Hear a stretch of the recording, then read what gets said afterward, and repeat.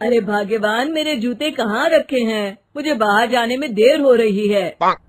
तभी मालती कमरे में आती है। ये रहे आपकी जूते। मैं इन्हें साफ करने के लिए ले गई थी। अरे वाह, तुम कितनी समझदार हो। मेरे बिना कुछ कहे ही सारे काम कर देती हो।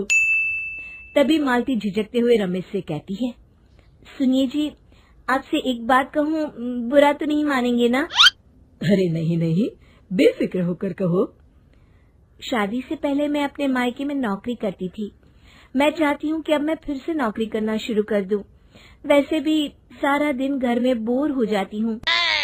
देखो मालती, तुम्हारे नौकरी करने से मुझे कोई ऐतराज नहीं है, लेकिन तुम्हें एक बात बता दूं, हमारे खानदान में आज तक कभी किसी औरत ने नौकरी नहीं की।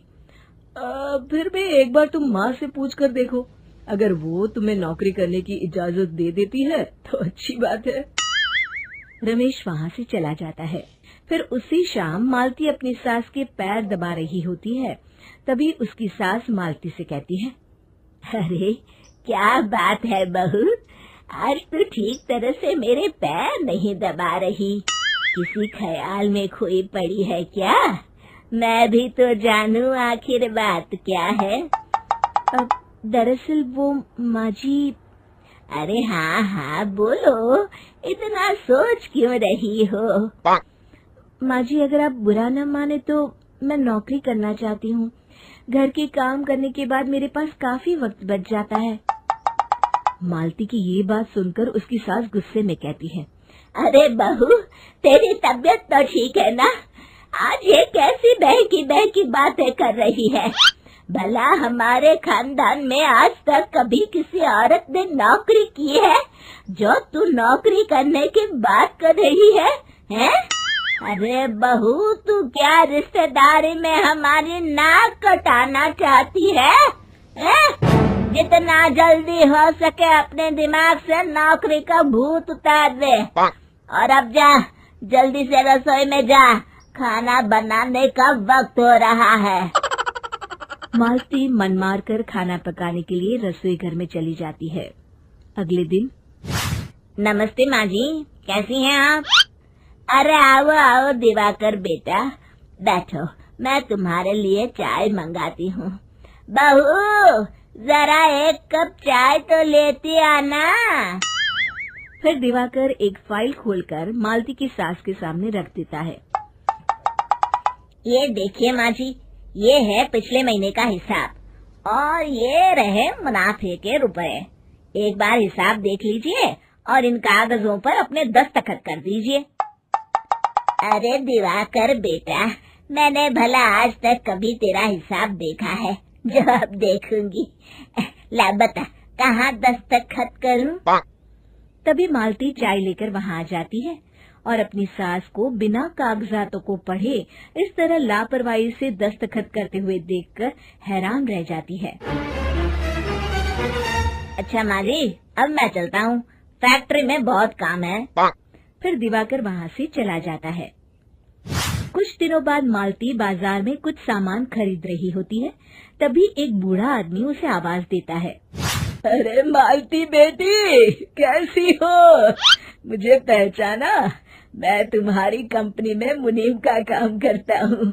हाँ चाचा जी, मैं आपको बिल्कुल पहचानती हूँ। कहिए, कैसे हैं आप? मैं तो ठीक हूँ। कंपनी में कुछ भी ठीक नहीं चल रहा, यहाँ तक कि हमें ठीक वक्त पर तनख्वाह भी नहीं मिलती। ये आप क्या कह रहे हैं? अब क्या बताऊँ, आप लोग तो कभी हिसाब किताब देखने दफ्तर आते नहीं। मेरी मानो तो एक बार आप लोग दफ्तर आकर सारा हिसाब किताब देख लो, आपको असलियत पता चल जाएगी। अच्छा बेटी, अब मैं चलता हूँ, देर हो रही है। फिर वो बूढ़ा वहाँ से चला जाता है। वहीं दूसरी तरफ मालती घर पहुंचकर अपनी सास को सारी बात बताती है। तभी वहाँ रमेश भी आ जाता है, लेकिन मालती की सास मालती की किसी भी बात पर विश्वास नहीं करती। तभी रमेश कहता है, अरे माँ, बिना आग के कभी धुआं नहीं उठता। जब मालती इतना कह रही है तो हमें एक बार दफ्तर चलकर देख लेना चाहिए। वैसे भी हम लोग काफी दिन से अपने दफ्तर नहीं गए हैं। इस तरह किसी एक आदमी के भरोसे काम छोड़ना मुझे भी ठीक नहीं लगता। अगले दिन वे सभी अपने दफ्तर पहुंचते हैं और सीधे दिवाकर के कैबिन में जाते हैं। अचानक सबको एक साथ देखकर दिवाकर चौंक जाता है। अरे माँ जी, आप सब लोग अचानक यहाँ कैसे आ गए? अगर कुछ काम था तो मुझे एक फोन कर दिया होता, मैं आपके घर आ जाता। तभी मालती की सास कहती है, अरे दिवाकर बेटा, आज मैं हिसाब देखने दफ्तर आई हूँ, जरा मुझे पिछले 6 महीनों का हिसाब दिखाना तो बेटा। दिवाकर घबराते हुए हिसाब की फाइल मालती की सास को देता है। मालती की सास फाइल लेकर मालती को देती है और कहती है, ले बहू, देख ले हिसाब। मालती फाइल को बड़े गौर से देखती है और अगले ही पल उसे सारी गड़बड़ी समझ में आ जाती है। वो अपनी सास से कहती है, माँ जी, मुनीम चाचा बिल्कुल सही कह रहे थे। हमारी कंपनी में पिछले 6 महीनों में जितना मुनाफा हुआ है, हमें उसका आधा पैसा भी नहीं मिला।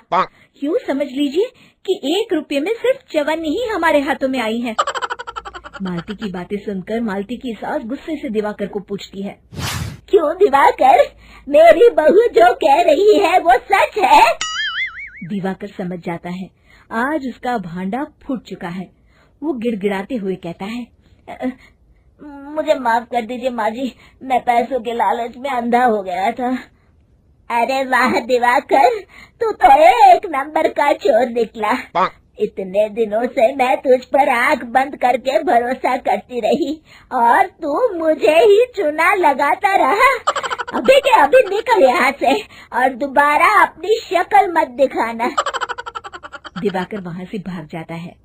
मालती की सास मालती को शाबाशी देते हुए कहती है, बहू, आज मैं समझ गई कि पढ़ाई लिखाई हमारी जिंदगी में कितनी जरूरी है।